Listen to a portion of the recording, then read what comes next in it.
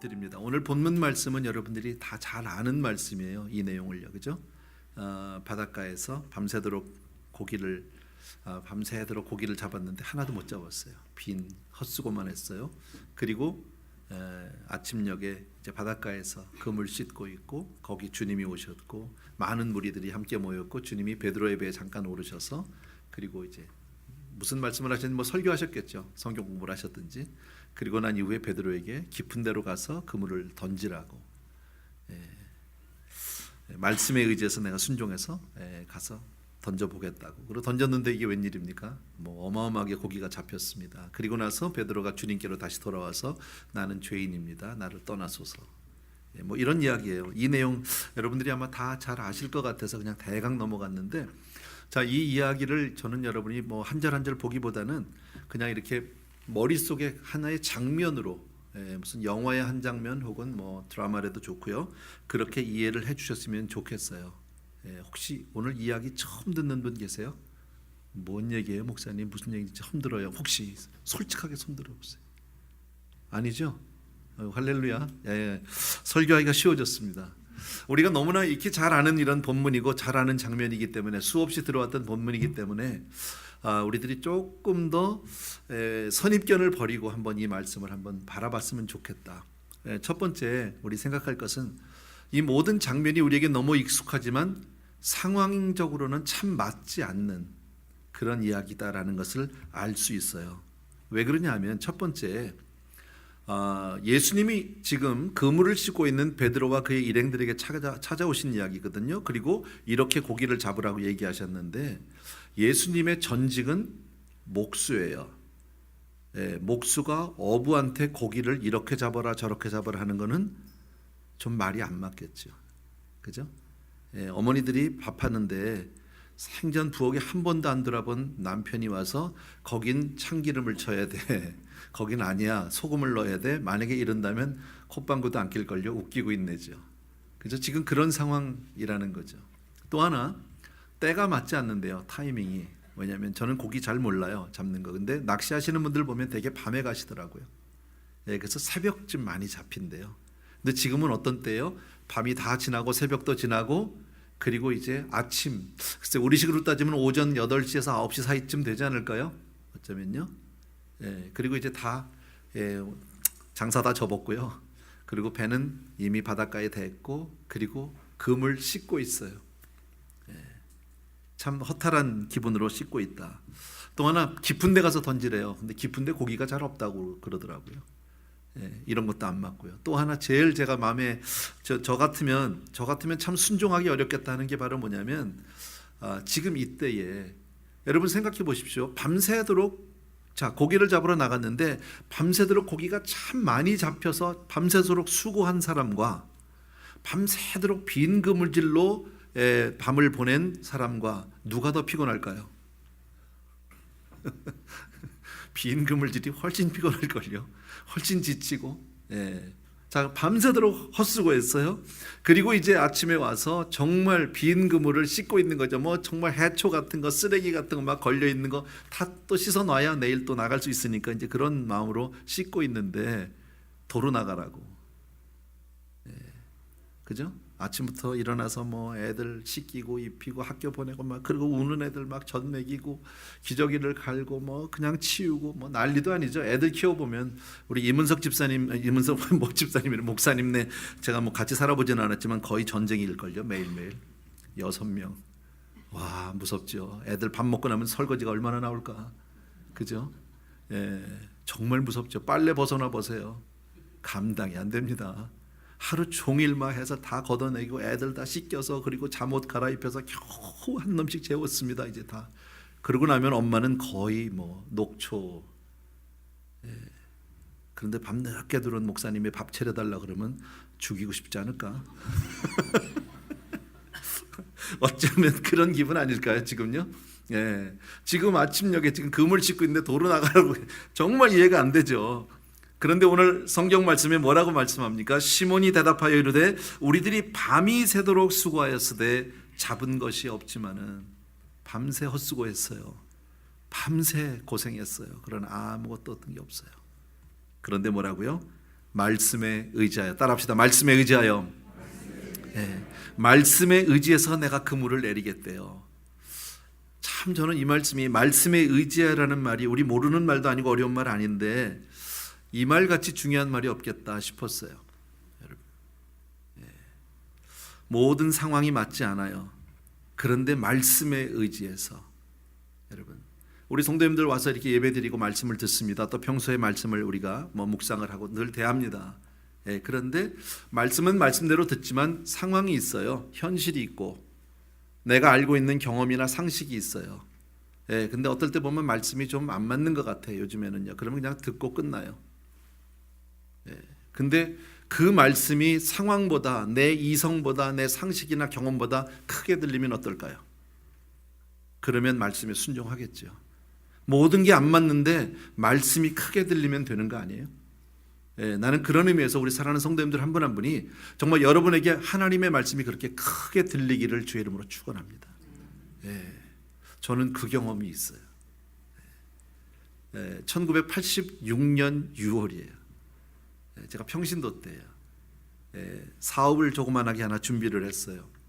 그리고 김광신 목사님을 모시고 예배를 드렸어요. 이왕이면 교구 담당 목사님 계셨지만 부목사님이 계셨지만 그래도 김광신 목사님 담임 목사님 모시고 좀 세게 예배를 드려야 축복이 다 올 것 같아.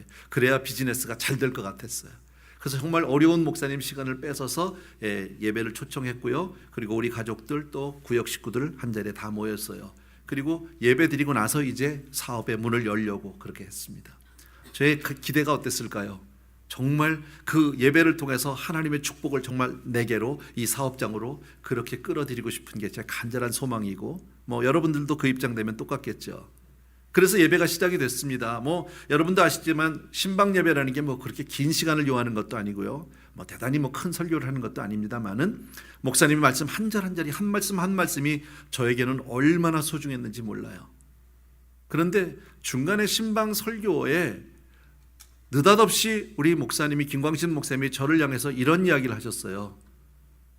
그때가 6월인데 9월 달에 신학교 가야 되겠네. 이거는 신방 설교에 맞지 않는 이야기예요. 본문의 컨텍스트하고도 전혀 안 맞는 얘기였었어요. 근데 9월 달에 신학교 가라고 하는 그 말씀이 저의 개인적인 체험이니까 여러분들 그냥 참고만 해주시면 됩니다만은 그 말씀이 저를 향해서 이렇게 오는 게 보였어요. 말씀이 어떻게 생겼냐고 물어보진 마세요. 저도 표현할 방법은 없는데 그 말씀이 9월 달에 신학교 가라는 말씀이 저를 향해서 오는데 그 말씀은 전혀 저에게 반갑지 않았고요. 반갑지 않은 정도가 아니라 너무 싫었습니다. 정말 싫은데 거부할 수 없는 그 큰 파워가 있었어요.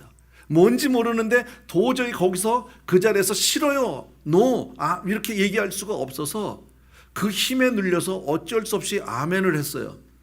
그 아멘하고 나니까 막 은혜가 쏟아지고 이랬느냐? 전혀 아니에요. 아멘하고 났는데요, 이건 내가 미쳤다는 생각밖에 안 들고요. 내가 뭐 할러 김광신 목사님을 오시라고 했을까? 그냥 교구 목사님하고 예배 드릴 걸. 그리고 내가 지금 6월 달에 지금 비즈니스를 시작을 하는데 9월 달에 신학교 가려면 이게 축복이냐 저주냐? 막 그때부터 혼란스럽게 시작하고요. 막 김광신 목사님이 너무 미웠어요. 발길로 차고 싶었어요. 진짜로요. 마음은요. 그러나 그냥 막 억지로 그걸 다 참고 그 예배가 싫고 빨리 다 없어졌으면 내 앞에 사람 있는 게 막 싫고요. 얼마나 싫었는지 몰라요. 근데 저는 그때 정말 내 모든 현실보다 나에게 크게 다가왔던 그 말씀을 경험해 봤어요. 결국 신학교 갔어요. 그 말씀 때문에 제가 신학교를 들어가게 됐고 그리고 오늘 이 자리에 서 있는 것 같아요. 사울이라고 하는 사람 여러분 아시죠?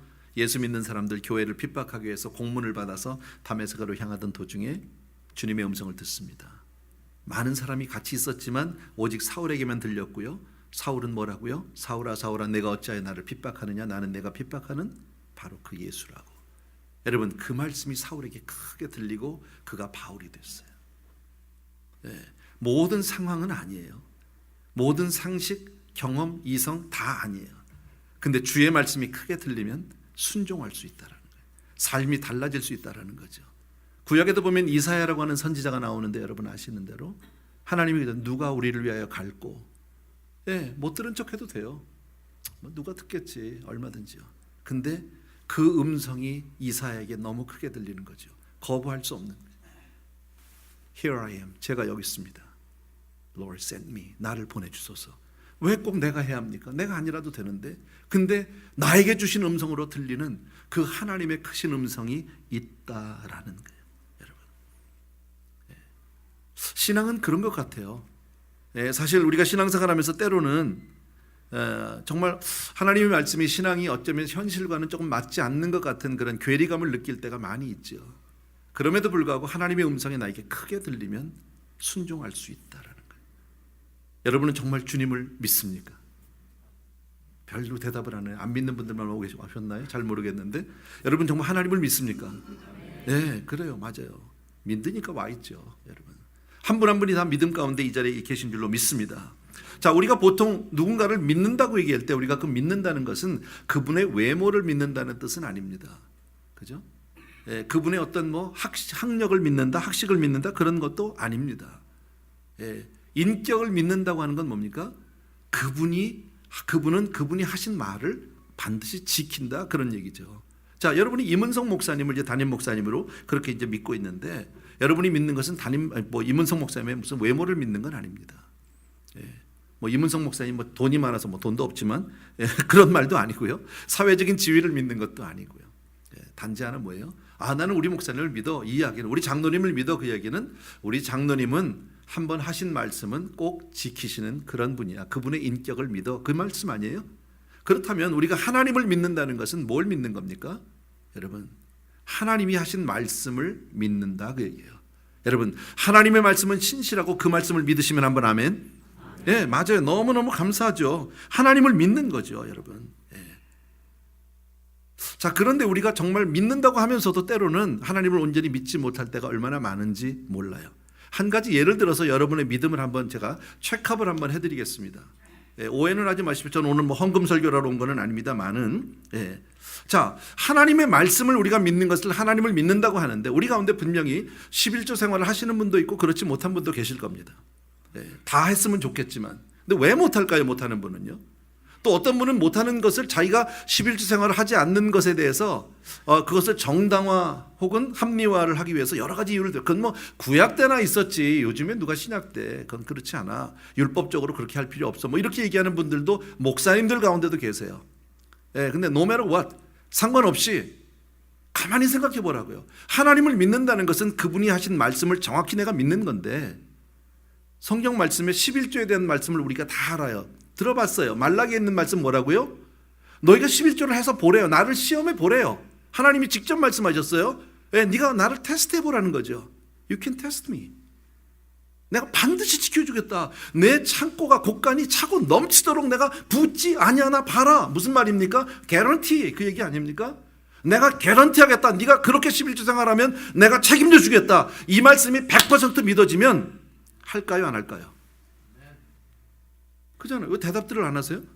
가만히 물어보세요. 생각해 보세요. 정말 100% 믿어지면요. 이거 대박이에요. 넣으면 나오는데 안 해? 그잖아요. 나올지 말지 몰라도 가면 땡기잖아요. 그잖아요. 혹시나 하고 땡겨보는 거 아닙니까? 거기 있는 분들이, 가는 분들이. 근데 이거는요. 성경 말씀대로면 넣으면 10배 나온다는 거 아니야. 넣으면 10배. 없으면 빚을 내서로 넣어야지. 그게 맞는 거죠. 그게 믿음 아니겠냔 말이죠. 근데 우리는 내가 그렇게 살지 못하는 거에 대해서 내 믿음을 잘 점검을 하지 못한다. 제가 오늘 11조 생활이나 이런 걸 얘기하려고 하지 않아요. 정확하게 여러분 스스로에게 믿음에 대해서 한번 체크해 볼 필요가 있다. 혹시 우리 가운데 아직 11조 생활을 못하는 분 있으면 뭐 이래서 안 하고 옛날에 뭐 구약 율법 이런 얘기를 하기 전에 솔직하게 내가 믿음이 거기까지 못 가는구나. 이렇게 본인이 알고요. 하나님 나에게 믿음을 더하여 주옵소서라고 기도하는 게 차라리 없어. 그게 맞는 거다. 여러분, 베드로는 말씀에 의지해서 그물을 내렸다고 오늘 성경이 말씀합니다. 자, 모든 상황이 맞지 않습니다. 모든 상식과 경험에 맞지 않습니다. 고기 잡는 건 주님, 내가 어부입니다. 내 평생 한 게 이겁니다. 내 전문가입니다. 그러나 지금 때도 아닙니다.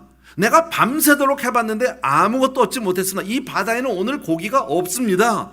그러나 주님이 말씀하시니 그 말씀에 의지해서 내가 그물을 내려보겠습니다. 예, 지금 그 얘기 아니에요? 그래서 내렸습니다. 무슨 일이 벌어졌습니까? 세상 말로 대박이 났습니다. 대박이 났습니다. 예, 그물이 찢어질 정도로 정말 엄청난 고기들이 지금 몰려들었다라는 겁니다. 다시 말씀드리면 주의 말씀에 의지해서 내가 순종을 했더니 정말 천지를 창조하신 하나님의 놀라운 능력이 그 말씀의 역사에서 모든 고기들을 몰아주셨다는 거죠.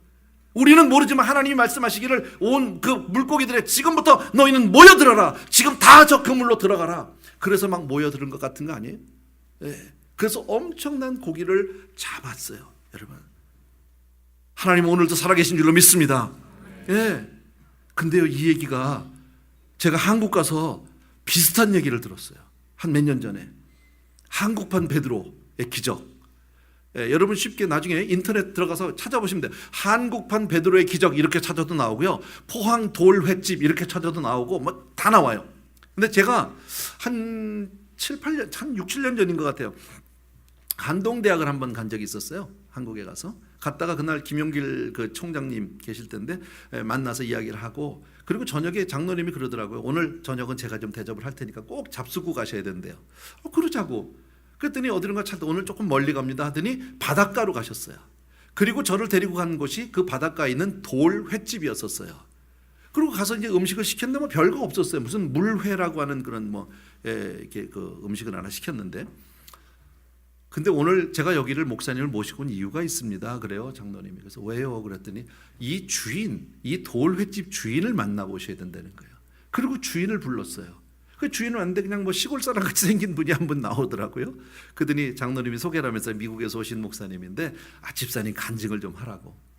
그러면서 한국판 베드로의 기적이라는 거예요. 이분 얘기는 뭐냐면 자기는 어려서 자기 아버지가 주지 스님이었었대요. 예.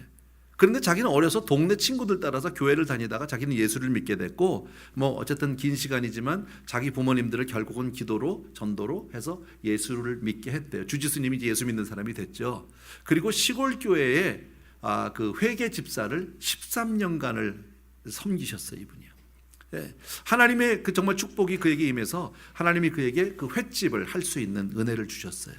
그래서 이제 횟집에 식당이 하나 생겼고 또 이렇게 그 배가 하나 생겼대. 하나님 주셔서 7.5톤이라고 그때 말씀하시는데 사이즈는 고속버스보다 조금 더 크다고 그러더라고요, 버스가. 그래서 그걸로 고기도 잡으면서 또 횟집도 하면서 이렇게 했는데 늘 비즈니스가 잘 됐으면 좋았는데 그렇지를 못했대요. 예, 사업이라는 게 하다 보면 어렵기도 하잖아요. 하다 보니까 오랜 시간이 지나면서 빚이 많이 늘었어요. 4억 6천만 원이라는 빚이, 정말 자기가 감당할 수 없는 빚이 생겼다는 거예요.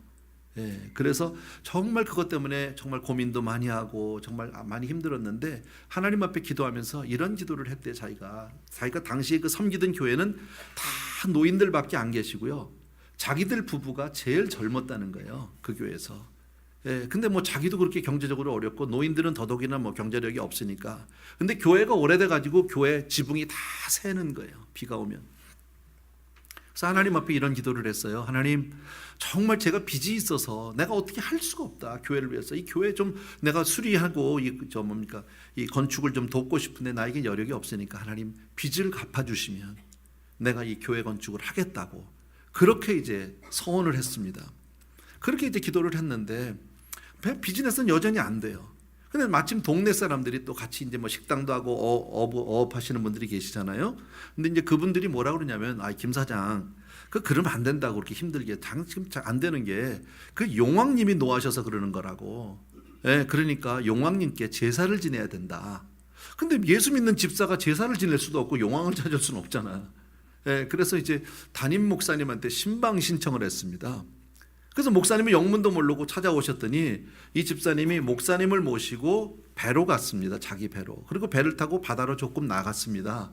그리고 가서 하시는 얘기가, 목사님, 여차여차 제가 지금 이렇게 해서 비즈니스가 좀 어렵습니다. 고기가 잘 안 잡힙니다. 그러니 목사님이 바다에 안수를 좀 해달라고. 나는 그 얘기 듣고요, 정말 감사했어요. 우리 교회에 그런 교인이 없다는 게 얼마나 고마운지. 얼마나 황당해서 바다에다 안수를 하려니 생전에. 그 목사님이 안수를 하셨는데 그건 못 들었고요. 어쨌든 그런 일이 있었대요. 그리고 이제 예배 마치고 돌아왔죠. 그리고 좀 여러 날이 지났는데 2012년인가 2002년, 뭐 정확히 날짜인데 잊어버렸는데 12월 24일이에요. 자기 동생하고 같이 하고 있는데 아침인데 새벽인데 동생이 전화가 온 거예요. 형님이 지금 난리가 났다고 난리가. 그래서 왜? 그랬더니 우리 정치망에 지금 생선 고기가 지금 뭐 가득 찼다는 거예요. 가득. 근데 그 정치망이라는 게 뭐냐면 바닷가에다가 이렇게 그물을 각 집마다 그 이제 횟집 뭐 어업하시는 분들이 다 각각 이렇게 그물을 쳐놓는데요. 그래서 누구네 거 이렇게. 그러니까 이 집 그물 옆에 그 옆집 그물 뭐 이렇게 쭉 그물이 있는데 이제 이 집 그물도 있는 거죠. 근데 정치망은 들어가는 입구는 한 1m 정도 된대. 한 요 정도 폭이 되겠죠? 1m만 이 정도 되나요? 예, 한 1m 정도 되고 안에가 그 안에 들어가면 넓게 퍼져서 한 5만 평 정도가 된대요. 근데 그날 아침에 뭐가 잡혔냐면 옐로우테일. 그래서 제가 생선을 먹어만 봤지 잘 몰라서 옐로우테일을 찾아봤어요. 옐로우테일이 얼마나 하냐면 이 몸통이 이만해요. 우리 이문성 목사님 정도 돼요.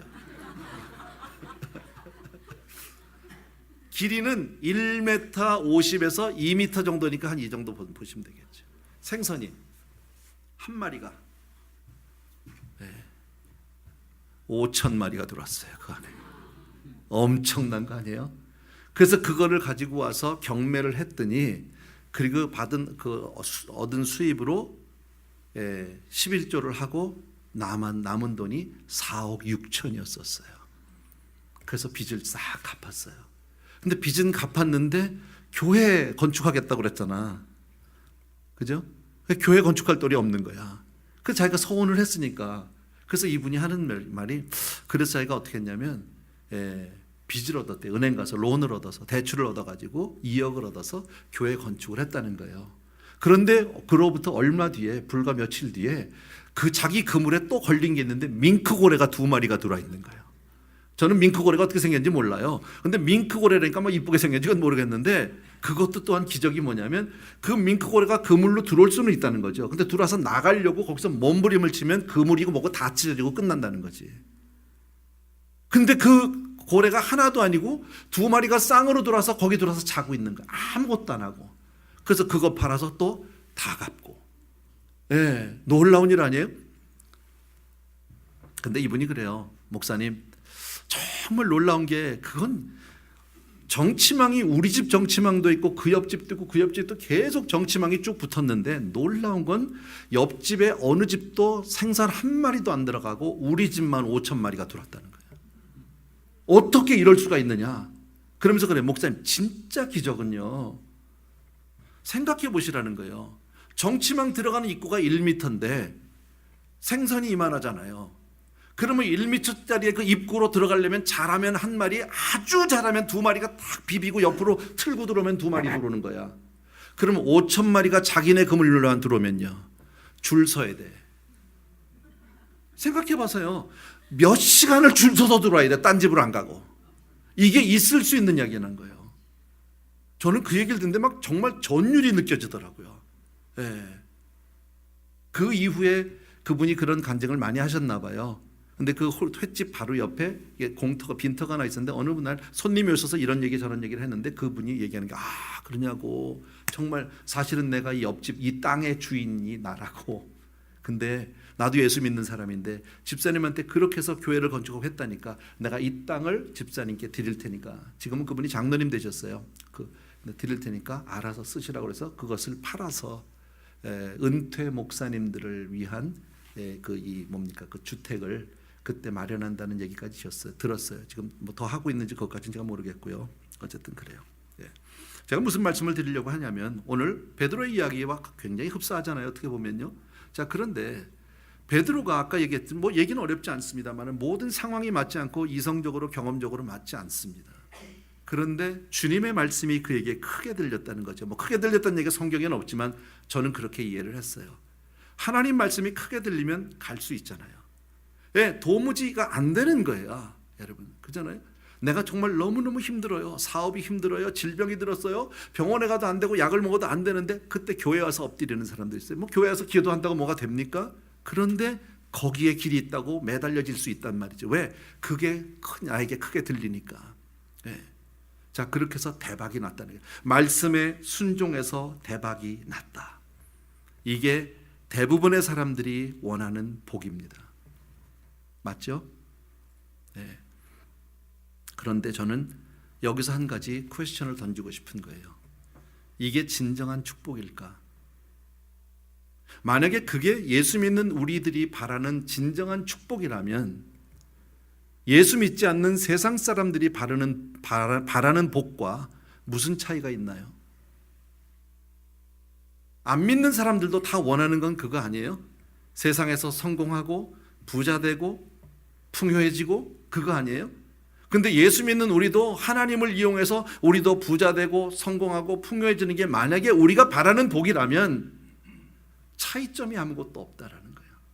그게 과연 하나님이 우리에게 주시고자 하는 복일까? 그게 정말 진정 예수를 믿는 우리의 목적일 수 있을까라는 거죠, 여러분.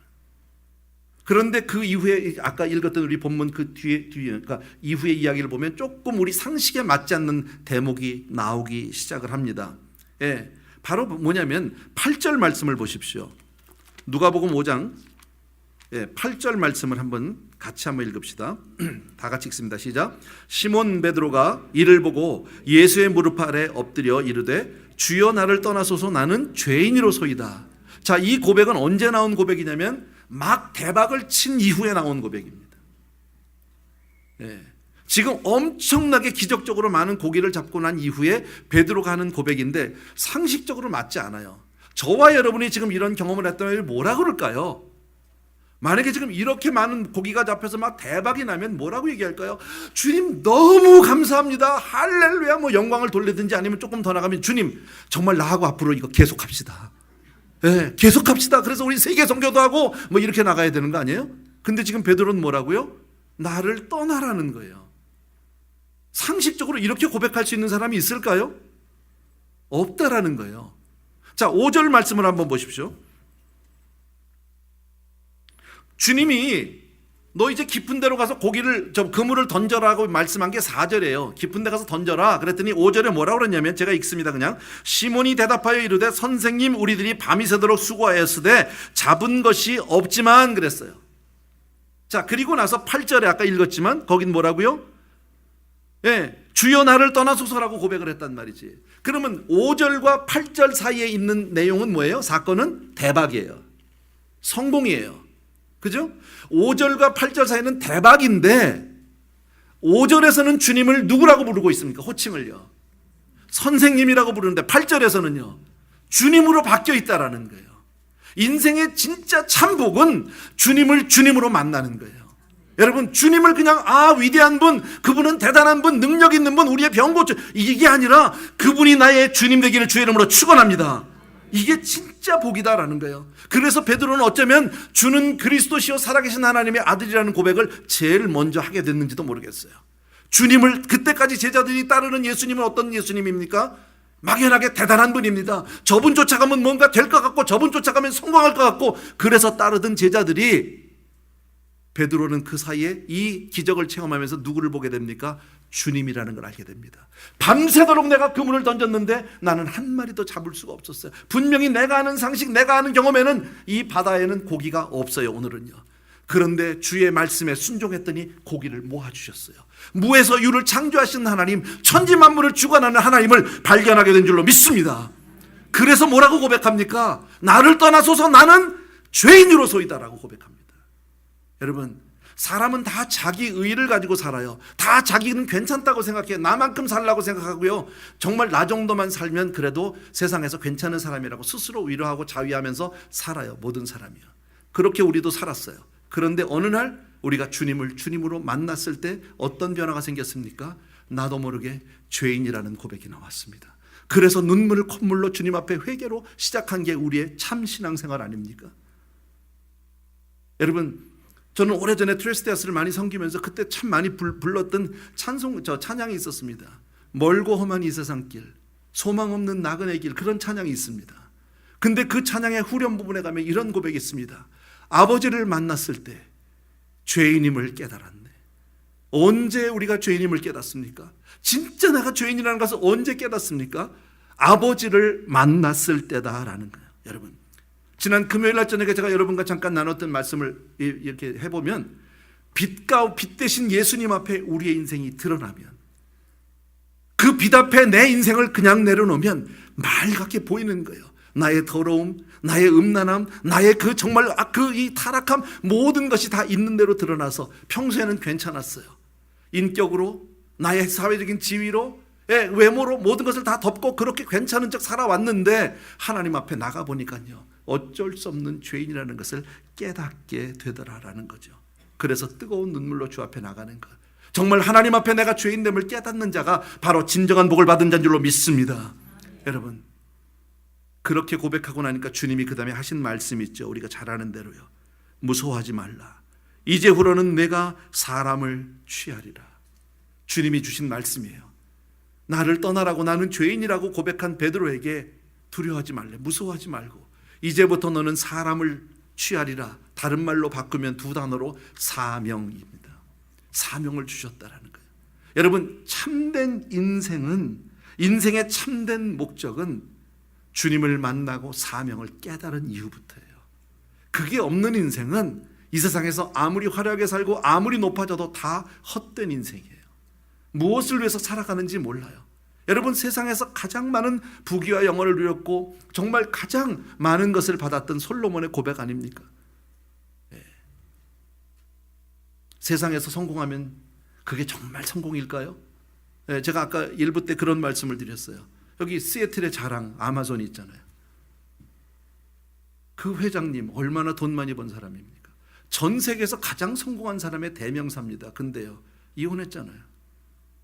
너무 행복해서 이혼했을까요? 너무 부족함이 없어서 이혼했을까요? 다 가진 것 같고 모든 전 세계 모든 사람이 그 사람을, 제프 베조스라고 하는 사람을 쳐다보고 있는데 그 사람은 정작 이혼하고 가정이 깨어져 버리고 말았다라는 거죠. 여러분, 인간적으로 이런 생각을 해봤어요. 우리가 잘 아는 다윗이 있어요. 그리고 그의 아들 솔로몬이 있어요. 아주 객관적으로 생각해 보자고요. 그냥 평범하게 인간적으로 이성적으로 생각해 보면 다윗과 솔로몬 두 사람 중에서 누가 더 큰 성과와 업적을 만들었을까요? 누가 더 정말 어느 왕이 더 잘한 왕일까요? 왕으로 본다면요, 솔로몬입니다. 비교도 안 됩니다. 다윗하고는요. 솔로몬 때 그 얼마나 많은 나라들도 조공을 받아왔는지 모릅니다. 얼마나 나라가 강했는지 모릅니다. 세상적으로 보면 솔로몬이 자기 아버지 다윗보다 훨씬 성공한 왕입니다. 그런데 그 솔로몬은 그의 인생을 마치면서 뭐라고 고백해요? 헛되고 헛되다 그러고 그 인생 끝나는데, 다윗은 그 고생을 하고 얼마나 많은 고생을 했습니까? 사울 왕을 그렇게 힘들고 고생해서 마지막에 왕이 된 그가 내린 고백은 뭐예요? 내 잔이 넘치나이다. 여러분, 사명을 깨달은 자와 사명을 깨닫지 못한 사람의 극명한 대조라고 볼 수 있어요. 여러분, 하나님 앞에 우리가 언제 사명을 깨달을 수 있습니까? 주님을 주님으로 깨닫고, 그리고 정말 그 주님 앞에 내가 죄인됨을 깨닫고 하나님 앞에 그렇게 고백할 때, 진정인 고백을 할 때 하나님의 사명이 우리에게 임하게 되는 줄로 믿습니다. 근데 그 사명은 얼마나 귀한 것이냐. 사도 바울이 이렇게 얘기하잖아요. 나의 달려갈 길과 주 예수께 받은 사명, 곧 그리스도 하나님의 은혜의 복음을 증거하는 일을 마치려 하면은 나의 생명을 조금 더 귀한 것으로 여기지 않겠다. 사명은 생명보다 소중한 것이다. 보여지지 않아요. 세상적으로 얻을 것도 없고 어떤 거기에 대한 보상도 없을지 몰라요, 세상에서는요. 그러나 생명보다 소중한 것이다라는 겁니다. 여러분, 우리가 정말 25년을 지낸 우리 한 사람께, 물론 25년을 함께 하신 분도 계실 거고 그렇지 못한 분도 계실 겁니다. 또 최근에 오신 분이 계실 수도 있습니다. 마찬가지예요. 여러분, 전 이번에도 이렇게 한 2년 만에 우리 한사람교회를 다시 방문하게 됐는데 정말 감사해요. 요즘에요, 교계에 부흥이라는 단어가 거의 사라졌어요.